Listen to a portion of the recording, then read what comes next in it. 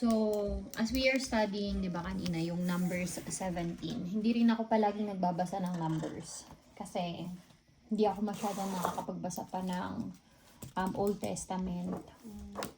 Very few times pa lang.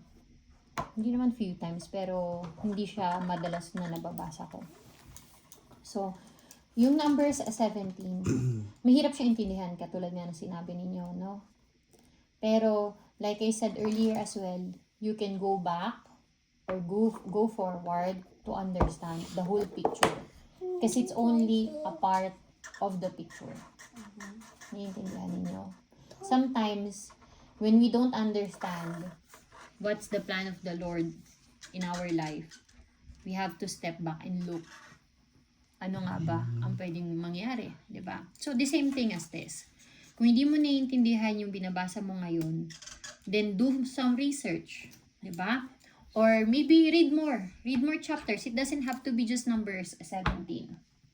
Ako, I read Numbers 16. And then, doon ko naiintindihan na nagkaroon pala ng rebellion. Nagkaroon ng rebellion. This is, sabi dito, Korah's rebellion. One day, Korah, son of Izhar, a descendant of Kohath, son of Levi, conspired with Dathan and Abiram, the sons of Eliab and son of Peleth, from the tribe of Reuben. So, may mga nagsama-samang mga tao na nagsimula ng rebellion against Moises and Aaron. They are complaining because they were saying na tinanggal nyo kami. I don't wanna quote it. Pero sinabi dito, nagagalit sila kila Moises. Sabi dito, they incited a rebellion against Moises along with 250 other leaders of the community, all prominent members of the assembly. So, bukod sa kanila, bukod sila kay Korah, kila Dathan, Abiram, is meron pa silang 250 leaders of the community. And these leaders are prominent members of the assembly. So, matataas na tao ito. Diba? Ang sabi nila, ang kino-complain nila is, tawag nito, What right do you have? may sinabi dito na parang tinanggal nyo kami sa Egypt. Hanapin mo ngayon, kuya. What? Yan, ayan o, sabi niya, isn't it enough that you brought us out of Egypt, a land flowing with milk and honey, to kill us here in this wilderness, and that you now treat us like your subjects? So parang sinasabi, ang feeling nila is ginagawa na silang tau-tauhan nila Moises and Aaron. Diba? Pero ang maganda lang dyan, if the Lord is asking you to, lead the people, He will not leave you as well. He will back you up. Okay? Kaya ang sabi dito ay, alam nyo ba, gustong patayin. Sabi ni Lord dito, nasan ba yun? Sorry, hindi ko kasi inano ko dapat pala. Ginano ko pala dapat. Wala lang. You haven't given us a new homeland, sabi nila. Ayan o. What's more, you haven't brought us into another land flowing with milk and honey. Pinapangako mo to, tas di mo naman kami inano. Sabi niya, di ba? You haven't given us a new homeland with fields and vineyards. Are you trying to fool these men? We will not come. Then Moses became very angry and said to the Lord, do not accept their grain offering. I have not taken so much as a donkey from them, and I have never hurt a single one of them. And then, sabi dito, and Moses said to Korah, you and all your followers must come here tomorrow and present yourselves before the Lord. Aaron will also be here. You and each of your 250 followers must prepare an incense burner and put incense on it so you can all present them before the Lord. Aaron will also bring his incense burner. So each man prepared an incense burner, lit the fire, and placed incense on it. Then they all stood at the entrance of the tabernacle with Moses and Aaron.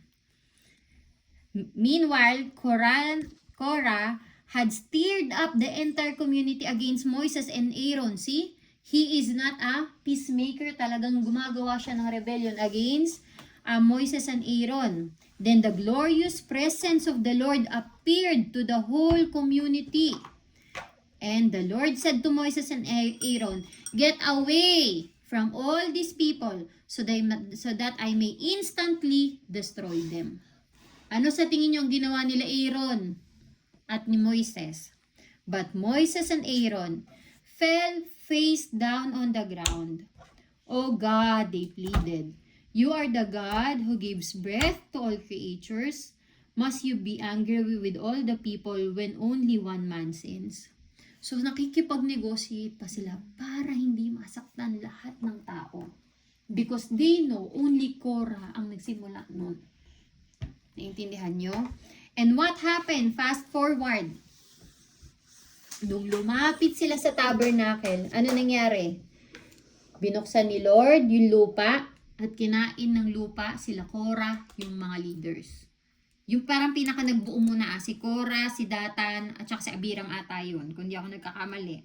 And then after that, the 250 men who were offering incense was burned up with the fire blaze forth caused by the Lord. Nasunog sila. Alam niyo kung bakit, anak? Alam niyo ba kung bakit? Because, sabi dito, so that these people, yung mga tao na nakakita, kasi ang daming nakakita eh. This would warn the Israelites that no authorized person, no one who has not a descendant of Aaron, should ever enter the Lord's presence to burn incense. Kung meron man, masusunog din sila. Ngayon, but the very next morning, the whole community of Israel began again, muttering na naman, complaining again. Nagmurmur sila, nagmamatter sila, di ba? Ang sabi nila, "You have killed the Lord's people." Ang sabi nila kay Moses and Aaron, totoo ba yun? Hindi. No. Because si Lord ang nag-cause kung bakit bumuka ang lupa at bakit sila nakain ng apoy. Pero, if you hate the person so much, you will always blame that person kahit hindi siya yung gumawa nun.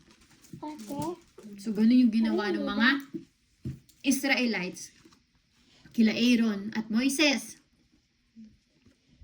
Ngayon, sabi naman dito, punta na tayo sa 17. Ngayon, so nagtatalo na naman sila kung sino ba dapat talaga ang leader ng mga priest. So ngayon, sabi ni God, sige, para hindi na kayo mag-away-away, lahat ng tribes ng Israelites magtatayo ng, ano yun sabi niyo? Yung tungkod. Na may pangalan nung leader ba yun? Ng ano na yun, tribe na yun. So ngayon, ginawa nila yun ano? Ang nangyari, ang tumubo lang ay yung kanino? Kay Aaron. Kay Aaron. That only means, alam niyo napakaganda nito eh. Kasi, if the Lord chose you, if the Lord is with you, who can be against you? Diba? The Lord will back you up kahit gaano pa karami ang kumontra sa'yo. At sinasabi rin dito, no, yung tabernacle kasi anak, they don't respect it. They feel like they can go there anytime, no? Akala nila ganun-ganun lang yun. Pero iyan nga sabi ni Lord, no? Hindi pwedeng makapasok dito ang kahit sino lang. Kaya nga 'di ba dati, may mga priest lang na pwedeng makapasok din sa Holy of Holies. Kasi sila lang yung pine-permit ni Lord na gumawa ng gumawa ng sanctification, paglilinis, tama ba ako, sa mga tao. Sila yung gumagawa. Alam niyo yung ginawa ni Jesus Christ? Yung mga priest yung ginagawa nila dati. Pumupunta sila sa Holies of Holies. Walang pwedeng makasalanang pumunta doon. Kaya kapag makasalanan yung paring pumunta doon, yung priest na pumunta doon, mamamatay siya on the spot doon. Kasi bawal ang may kasalanan doon.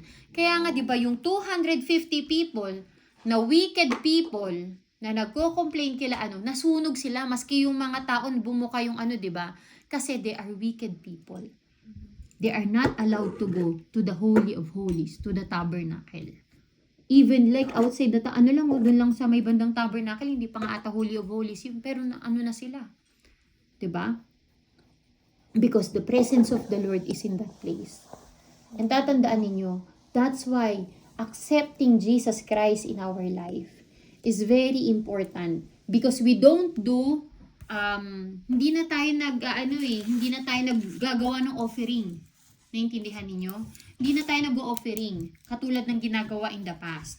What we are supposed to do now is to receive Jesus Christ in our life so that He can cleanse us from our sins. Naintindihan nyo? Siya na yung pumunta sa Holy of Holies because siya lang ang pwedeng makapasok doon because He is righteous. He is holy. Siya lang ang pwedeng makapasok doon para lahat tayo ay malinis. Ang kailangan na lang natin gawin ay i-accept si Jesus Christ. Kaya naintindihan nyo, yung sa dulo, maiintindihan nyo na ngayon. Then the people of Israel, sabi niya, alam nyo ba anak, sobrang naano ako dito. Kasi pangalawa pa, di ba nag-aaway-away na naman sila? Nag-aaway-away na naman sila. Nag-plead na naman si Moises at saka si Aaron na wag silang saktan. Ngayon, nung nakita na nila nagbad yung ni Aaron, ano sabi ng mga tao? Then the people of Israel said to Moses, look, we are doomed. We are dead. We are ruined. Everyone who even comes close to the tabernacle of the Lord dies. Are we all doomed to die? Because they know they are sinners. Now they are scared. Nagigets ninyo? Now, if you see yourself, guys, that you are sinners, then magkakaroon ka rin ng takot. Bakit hindi ko pa accept si Jesus Christ sa buhay ko? Remember guys, accepting Jesus Christ is not just about I accept Jesus Christ. No. A real acceptance of Jesus Christ change. Listen guys, listen. A real acceptance of Jesus Christ in your life reflect in your character. Ano sabi dun sa Corinthians, Charles? Whoever receives, ano yung sabi dun? Is a new creation? A new has come? Yung sa verse na yun? Anong verse yun? Hanapin nyo. 2 Corinthians 2:12 bata yun. Ay, 2:22. Wait lang. A new creation Bible verse. Oh. Okay. I know. Therefore, if anyone is in Christ, the new creation has come, the old has gone, the new is here. Yun yung sinasabi ko sa inyo. That if you cannot just say, I am a sinner. O, dapat ma-accept natin yun eh. Maniwala tayo na talagang nag-fall short tayo sa glory ng Panginoon. Which is totoo yun. For everyone have sinned, fall short in the glory of the Lord. May verse din doon. Sorry hindi talaga ako magaling sa mga Ano yan? 2 Corinthians 5:17? Ito, 2 Corinthians 5:17. Kaya nga, you can only check, guys, you can only check if the Lord is with you, if the Lord is changing you already into a new creation. Am I changing already? Can I still see the Carlin, the Charles, the Bian before and now? 'Di ba? There should be change.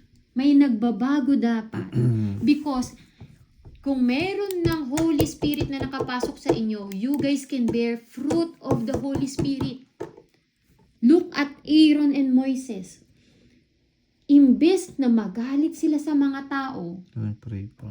na nagko-complain sila, na minamak sila, anong ginawa nila? They pleaded for them. Binalikan ba nila sila? Hindi. Because if you are with Jesus Christ, if Jesus Christ is in you, God is in you, you can love people even if hindi sila kamahal-mahal. Naintindihan ninyo? Ang nakuha ko pa dito guys, everyone wants to be the better person. Everyone wants to be the leader. 'Di ba? Dito sa kwentong to, everyone wants to be the leader. Everyone wants to be the to has the power. Naintindihan nyo? Pero kailangan nating maintindihan na tawag nito, we cannot be like that. Because we know who is the most powerful of all. It's Jesus Christ.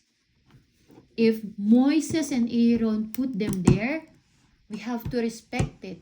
Because if we respect it, we are respecting the Lord. Kaya Carlin, Charles, God put Daddy as the head of our family. Whether we like it or not, hindi natin mapipili yan. Talagang inappoint siya ni Lord dyan. We cannot be the better person than our daddy. We cannot be the more powerful than our daddy. We cannot be the mas tama than our daddy. But instead, we are going to submit to Him, hindi dahil perfect siya, kundi alam natin, perpekto ang plano ng Lord sa buhay natin. Intindihan ninyo? Tatandaan ninyo, yung pangako ng Panginoon, hindi yan agad nakikita sa sitwasyon natin ngayon, pero yung relationship mo kay Lord, mag-grow yan ng mag-grow kung iaalaw mo na baguhin niya yung heart mo. Alam mo yun? Huwag mong intayin na baguhin ni Lord yung tatay mo. Kundi intayin mo, ang gawin mo is, i-desire mo na baguhin ni Lord yung heart mo.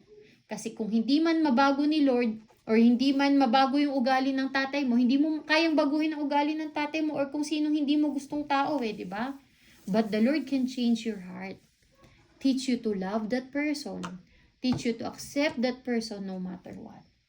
And that is the story about yielding to the power of the Lord and respecting kung sino ang inilagay niya dito. Doing what is right in front of the Lord. Kasi hanggat patuloy tayo nagkakasala, hindi tayo makaka-approach sa holy throne niya, wherein we can only meet God. And if we can meet God, that's the only time we can bear fruits for the Lord. Naintindihan niyo? And that's our target as a family. We have to glorify the Lord in everything that we do. Pero kung dito pa lang sa bahay, sa harap pa lang ng king natin, ng bahay na to, which is si Daddy, hindi na natin nagagawa yun, how can we glorify the Lord outside the house? Naintindihan ninyo? Guys? Okay. Let's pray.